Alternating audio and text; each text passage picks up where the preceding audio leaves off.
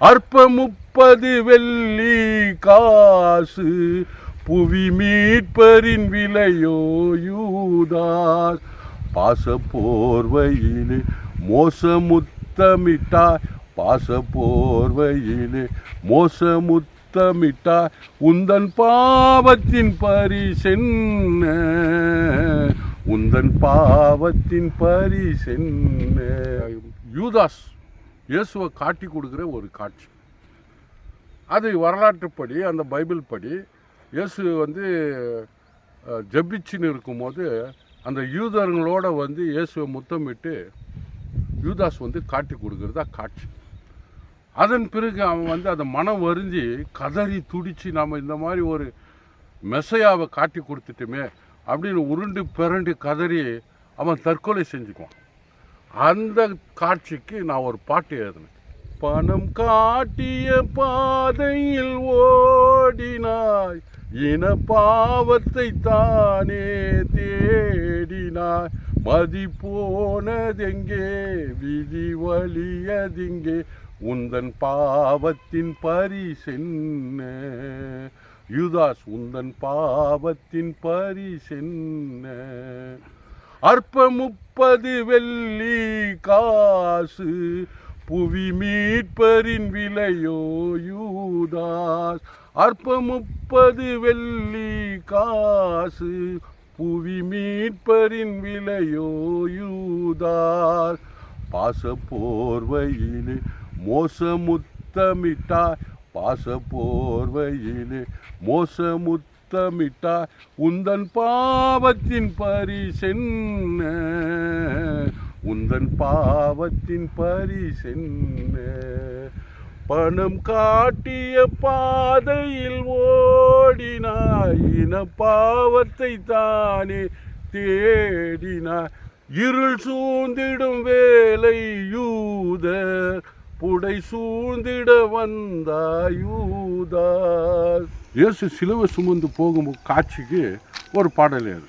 அன்னை சுமந்த மேனி இன்று ஆடையின்றி போகுது, கண்ணை இழந்த யூதர் கூட்டம் கருணை வடிவை வாட்டுது, அரவணைக்க நீரழிக்க யாரும் இன்றி போகிறார் அப்படின்னு இந்த பாடலும் ரொம்ப வரவேற்றப்பட்ட பாடல். கிறிஸ்துமஸ் முன்னிட்டு, இயேசு பிறப்பினுடைய விழா பண்டிகை முன்னிட்டு பூபால பாடல்கள்னு ஒரு கலாச்சாரம் இருந்தது கிறிஸ்துவ மக்களிட. நானே எங்கள் தம்பிங்கெல்லாம் கூட பூபால பாடல்கள் எழுதும். அதுலேயும் சமூக சீர்திருத்த கருத்துங்களை புகுத்தி தான் பாடுவோம். அதில் ஒரு நல்ல பாடல் எதுனாக்கா, நான் எழுதுனதுல, காற்றோடு கலந்து குளிர் வீசுதம்மா வீசுதம்மா, இறையே மனுவாகி வரும் நேரம் கனிந்ததம்மா, மனுவாகி வரும் நேரம் கனிந்ததம்மா அப்படின்ற அந்த பாடல்ல, விண்ணோர விளிம்பினிலே விரைந்திடும் விண்மீன் திருமுத்து மணிச்சரம் பிறந்திடும், இங்கே வாழ்வரசின் நல்லாட்சி மலர்ந்திடும். அந்த வரியில் சாதிகளும் பேதங்களும் மறைந்திடும், இங்கே வாழ்வரசின் நல்லாட்சி மலர்ந்திடும் அப்படின்ற பாட்டு. இது போல் அந்த பூபால பாடல்களும் கூட சமூக சீர்திருத்த கருத்துக்களை எழுதுறது வழக்கனாங்க.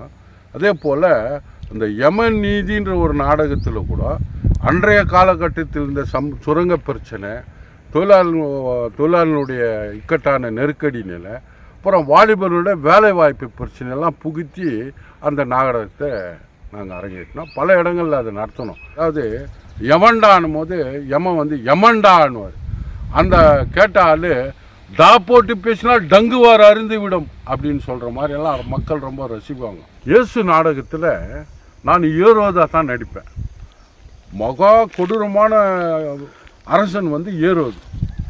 அப்போது ஏரோது இயேசுவை விசாரிக்கிறதுக்காக அவர் கொண்டு நிறுத்தும்போது அவர் கேட்பார் ஏரோது. இயேசு அமைதியாக இருப்பார். 3வது முறையும் ஏரோது நீர்தான் நசரேத்தூர் இயேசுவோ அப்படின்னு கேட்கும்போது அமைதியாக இருப்பார். போதிக்கிறேன் என்ற பேரில் மக்களை குழப்பி நான் தேவகுமாரன் என்று சொல்கிறாயாமே. அப்போ ஏசு சொல்லுவார், நீர்தான் சொல்கிறீர். உடனே ஏறுவது கோபம் அடைஞ்சு, என்ன ஆணவம், இவன் தன்னை மெசையா என்று கூறிக்கொள்கிறான், இவனை ஆளுநர் பிலாத்திடம் இழுத்துச் செல்லுங்கள், இவனுக்கு சிலுவையில் இருந்து மரண தண்டனை விதிக்கட்டும், இழுத்துச் செல்லுங்கள். 90s நாடகக்கலையினுடைய இறுதி கட்டம் தங்கவயல் நாடக கலைக்கு பேர் போனது எத்தனையோ பெரிய கலைஞர்கள், நாடக கலைஞர்கள் இருந்தது தான் தங்கவயல்.